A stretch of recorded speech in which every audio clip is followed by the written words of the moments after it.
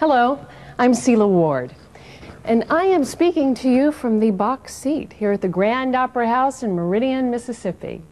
And only a few feet away from me, right there on that very stage, stood such greats as Helen Hayes, Sarah Bernhardt, George Gershwin, and Will Rogers. In fact, a mischievous George Gershwin has signed his name on the dressing room wall behind the stage. I have been obsessed with this opera house since I think I was about 8 years old. I was born and raised here in Meridian, and I dreamed of the day that I could sneak a peek at what was available to me only through photographs. I also dreamed of the day that it would be open to all of us to share in its unique history and continue its theater tradition. This opera house is the cornerstone of the revitalization of downtown Meridian.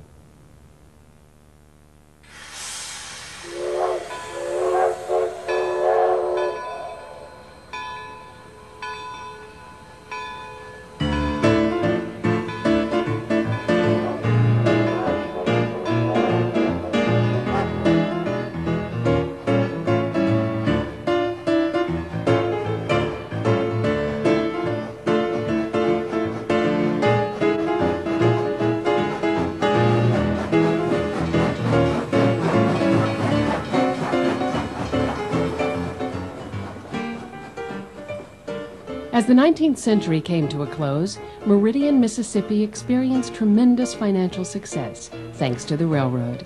The bustling town was a major stop on 5 railway lines, and stop people did. It was to Meridian that artists, businessmen, and visionaries brought their talents and aspirations and created a cultural marketplace, a city to be reckoned with in the 20th century. Among these visionaries were shrewd businessmen such as I. Marx and the Rothenberg brothers. The civic and economic commitment of these men, combined with the presence of the railroad, made Meridian the largest and most progressive city in Mississippi at the turn of the century. Local entrepreneurs developed many of the parks, hotels, and shops in the city, as well as the Grand Opera House, which opened in 1890.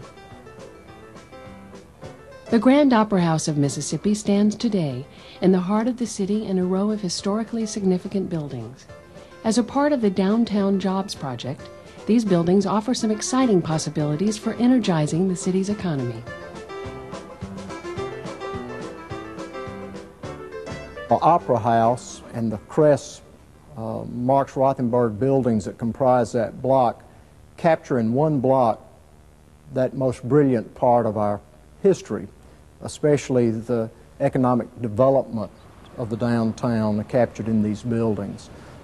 I see them as the catalyst, as the focal point for the rejuvenation of the entire downtown.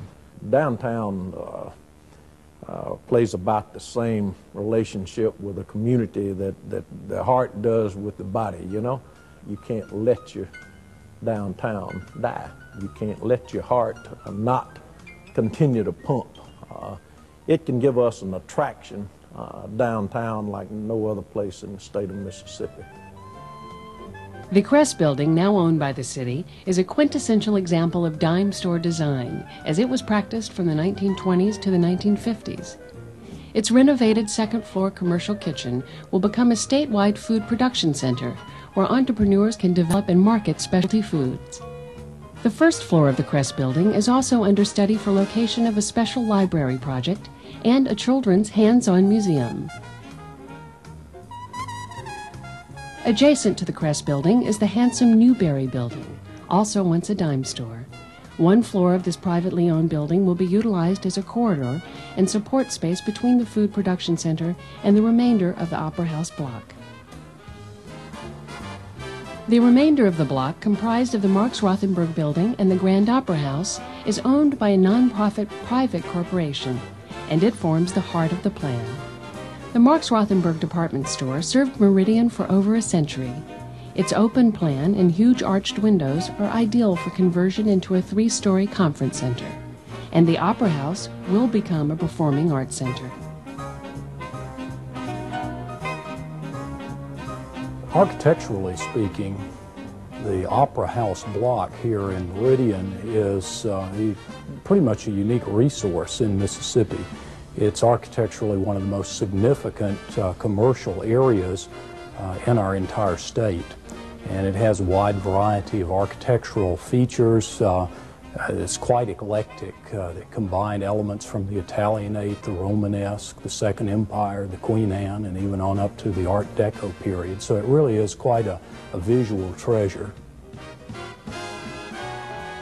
The Opera House will make the conference center unique to the Southeast, a meeting facility that can support up to 1,000 people, large enough to host over 90% of the conventions held in Mississippi. If the conference center were to host 36 conferences a year for 500 people, each staying 2 days, it would bring $4.5 million into the community's economy. Because of our geographic location in the Southeast, because of the fact we're serviced by 2 interstate highways and very good air service and passenger rail service, and because of our climate, we're a natural for a convention center.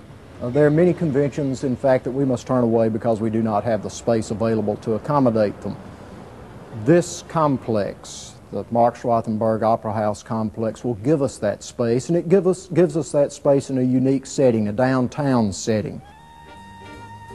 On the first floor of the Opera House and on the first floor of the Convention Center will be a specialty retail marketplace, a business incubator and prime retail space. Its unique rental structure will nurture new retail businesses by basing their rents on their gross sales, allowing a startup company time to develop without the initial burden of high rents.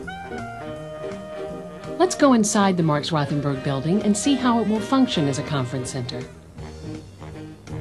The 42,000 square foot conference facilities will be located on the upper floors. The 4th floor, its columns removed, will become a grand ballroom and dining room seating 1,000. The entire 5th floor will be removed and new roof trusses added to provide a 20-foot tall space lit by skylights. At its south end will be a mezzanine level modeled in the style of the balconies from the Opera House. The 2nd floor will contain meeting and breakout spaces as well as rehearsal halls and classrooms for the Performing Arts Center. The 3rd floor will contain banquet spaces, additional breakout spaces, and administrative offices. Let's go back outside and take a look at the Opera House. I have lived here a long time. My relationship with this Opera House began about 70 years ago. When I attended the movies here, primarily at that tender age, to see Tom Mix and his Wonder Horse Tony. And then, of course, over time, the Opera House closed. And for some of us, it's been a dream for the last 30 years to start restoring it. I've traveled all over the United States as past president of the League of Historic American Theaters and as a board member for that organization and a long-term supporter of that organization. I've had the privilege of seeing many different theaters in many communities. So this theater has elements in it that are rare in other parts of the United States. And to the outside eye, they may not think it's in very good condition, but having this much historic fabric left in place is rare.